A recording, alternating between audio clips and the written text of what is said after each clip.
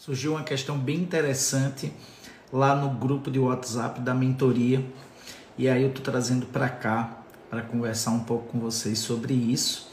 É a respeito da frequência na qual a pessoa deve abrir caixinha de perguntas. Se é melhor represar para fazer uma vez por semana ou se seria melhor fazer diariamente, né? Então, eu vou colocar aqui a pergunta, vou colocar aqui a resposta do Marcelo. Normalmente eu e o Marcelo, cada um traz a sua visão, e aí a visão dele foi muito boa, mas eu vou complementar um pouquinho com a minha também.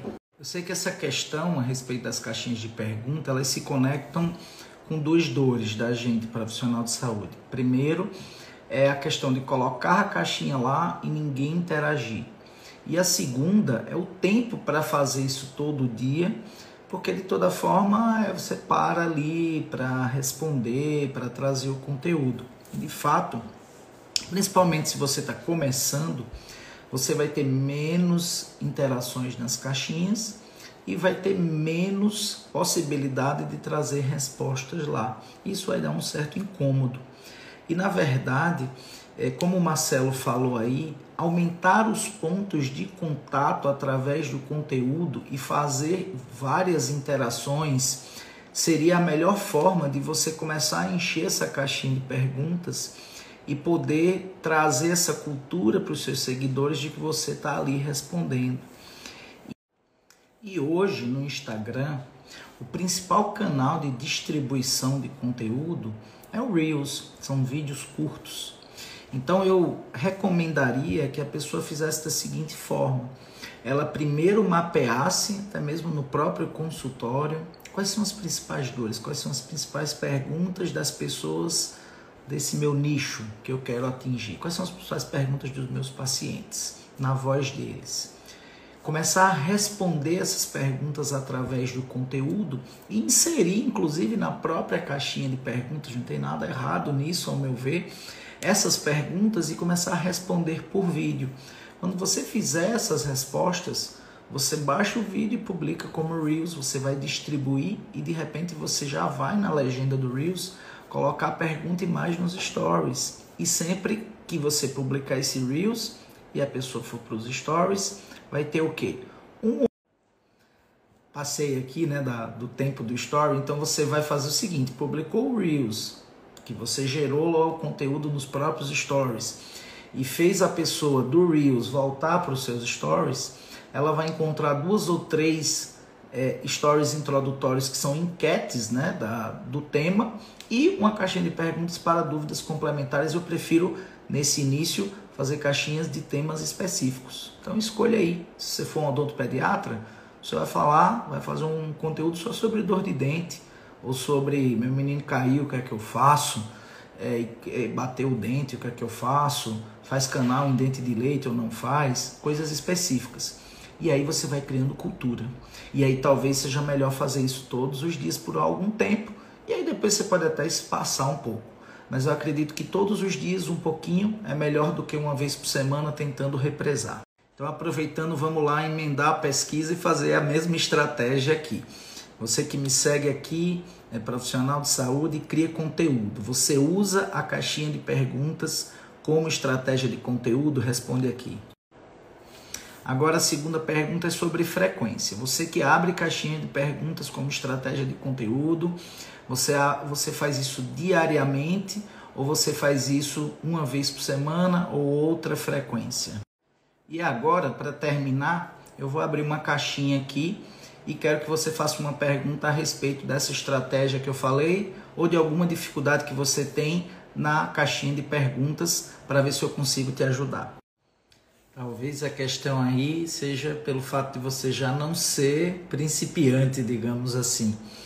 Já criou essa aproximação, essa cultura, e aí as pessoas, você abre genérica, como às vezes eu faço, e aparece lá perguntas. Mas eu acredito que para quem está começando, talvez fechar a temática seja interessante, e tem que procurar o hiper nicho dentro do seu nicho para você falar ali, porque No seu caso, talvez seja diferente. Óbvio que não tem verdade definitiva aqui e cada um vai testando do jeito que acha melhor. Mas eu creio que uma das coisas interessantes é talvez fazer as duas estratégias, né? Uma genérica e uma mais fechada, para ver o que é que está rolando melhor com o pessoal que te segue ou que começa a te seguir. Tudo vai depender do tempo que você vai alocar no dia para fazer a criação do conteúdo nos stories. Se a gente for pensar em estratégia, eu falo que tem até uma estratégia das 48 horas, que seria o quê? Se você dividir essas respostas em manhã, tarde e noite, a resposta da manhã vai ficar até amanhã do outro dia, da noite até o outro dia. Vai dar uma impressão de 48 horas nos stories, vai aumentar o tempo de exposição e interação daquela sequência de conteúdo. Mas se você só consegue fazer uma vez só, tá tranquilo. Tem muitos dias que eu só faço uma vez, mas do ponto de vista de perenidade do conteúdo ali, tá sempre o conteúdo presente, acredito que dividir em 3 parcelas esse tempo que você estabelecer é melhor. Não só o seu, como de todo mundo, inclusive o meu.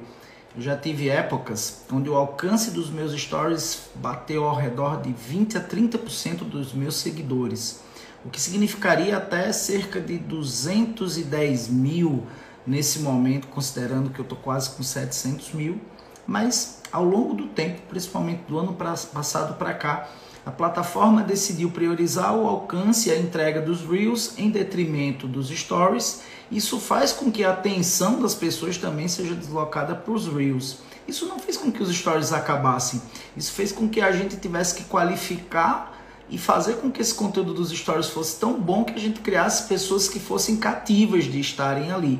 E essas pessoas cativas, muitas vezes são as que vão ter conexão e aí vai converter no oferecimento do serviço, do infoproduto ou até mesmo do próprio conteúdo somente para criar autoridade. Quem me acompanha lá no Flávio Pediatra sabe que durante anos e anos e anos eu sempre privilegiei o texto. Mas com essa mudança da priorização dos vídeos na plataforma, eu me vi obrigado, ou seja, eu fiquei desconfortável e a partir desse desconforto, da zona do desconforto, eu resolvi começar a fazer vídeos.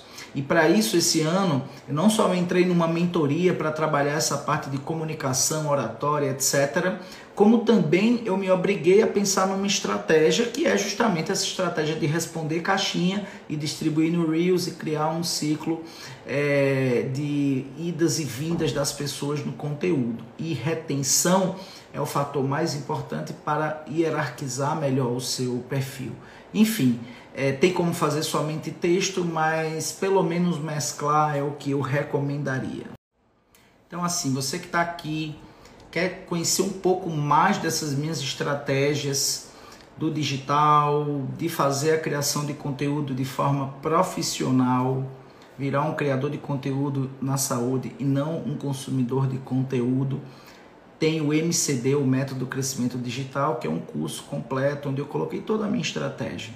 Então eu vou colocar aqui o link para quem quiser e com certeza é um diferencial. As pessoas que entram na mentoria, elas muitas vezes vieram do MCD e outras elas aproveitam o MCD porque ele está inserido dentro da mentoria. Então quem quiser também, quem estiver pensando em entrar para a mentoria, saiba que lá dentro da mentoria tem o MCD na área de membros e muito mais coisas. Inclusive esse final de semana eu vou estar gravando ao vivo só para os mentorados uma nova aula do MCD, onde eu conto toda essa estratégia de Reels que já foram para cima de 1 milhão.